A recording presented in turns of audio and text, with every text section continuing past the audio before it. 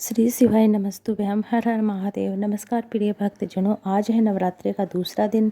आषाढ़ी गुप्त नवरात्रि 26 जून से प्रारंभ हो गए हैं और यह इस नवरात्रि में आप किस तरह से उपाय कर सकते हैं तो मैं आपको संपूर्ण जानकारी देने वाली हूँ। पहला उपाय इस तरह से जान लीजिए। फिलहाल की कथा में गुरुजी ने हेमावती नाम से एक उपाय बताया है। बहुत ही साधारण सरल सा उपाय है। अगर आपको ऐसा लग रहा है कि भगवान देवादिदेव महादेव भोले बाबा की पूजा करते हुए मुझे बहुत दिन हो गए, बाबा सुन ही नहीं रहा है, मेरी कामना पूर्ण नहीं हो रही है, तो आपको क्या करना है, हेमावती के नाम से आपको जहाँ माता अशोक सुंदरी का स्थान होता है वहाँ पर एक बेलपत्र चढ़ाना 9 दिन तक प्रारंभ कर देना है। आज से ही आप चढ़ा सकते हैं। अगर आप कल से नहीं चढ़ाए तो आज से चढ़ा सकते हैं। आपको एक बेलपत्र एक्स्ट्रा चढ़ा देना है पहले दिन का। इस तरह से आप कर सकते हैं। दूसरा उपाय है कि अगर पति पत्नी में बहुत ज़्यादा लड़ाई झगड़ा चल रहा है तो आपको क्या करना है, माता जगजननी माता दुर्गा के मंदिर में आपको रोज़ 9 दिनों तक आपको माखन का आपको भोग लगाना है। माखन अर्पित करना, माता को माखन का भोग लगाना 9 दिनों तक है।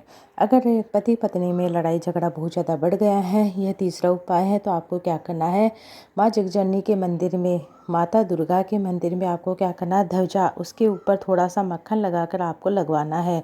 मंदिर में लगवा दीजिए। इस तरह से लगाने से परिवार में कलह कलेश, पति पत्नी में कलह कलेश दूर होता है।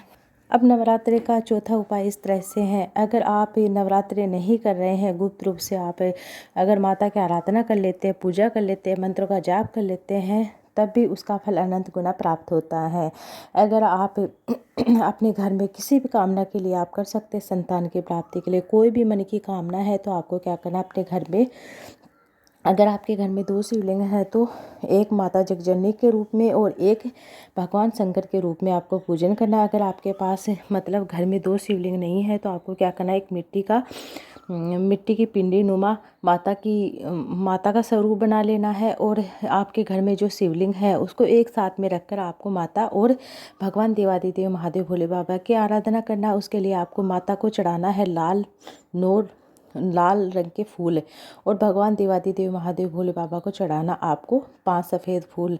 जो भी कामना, जिस कामना से आप कर रहे हैं वह कामना बोलते आपको चढ़ाना। अगर आपके घर में किसी भी तरह का कोई भी शिवलिंग नहीं है तो आपको 2 लिंग नुमा आकृति बनानी है। एक माता के स्वरूप में, दूसरा भगवान शंकर के स्वरूप में आपको पूजन करना है। पूजन विधि विधान से जिस तरह से आप मंदिर में करते हैं, जल चढ़ाते हैं, दूध दही घी शक्कर जो भी चढ़ाते हैं वह चढ़ा दीजिए, पूजन कर लीजिए। पूजन करने के बाद आपको 9 फूल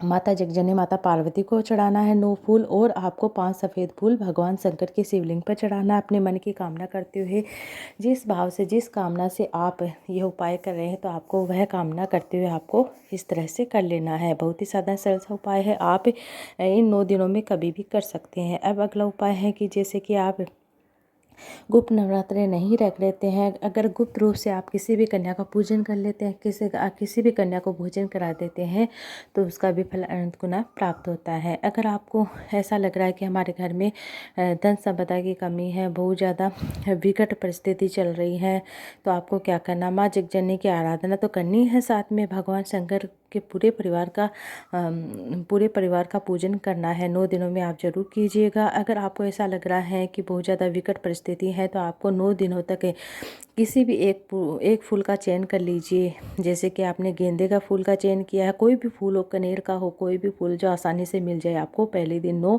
फिर दूसरे दिन 18 है, तीसरे दिन 27, इस तरह से बढ़ाते जाना है। 9 दिनों तक आपको 9 प्लस में करते हुए आपको चढ़ाना है। इस तरह से चढ़ाकर आप अपने मन की कामना करके इस तरह से करेंगे तो आपकी अवश्य वह कामना पूर्ण होगी। इस तरह से छोटे छोटे मैंने आपको ये उपाय बताए। बहुत ही साधारण सरल सा उपाय है, आप इन्हें जरूर करने का प्रयास कीजिएगा। जैसे कि आप सभी जानते हैं आषाढ़ी गुप्त नवरात्रि चल रहे हैं।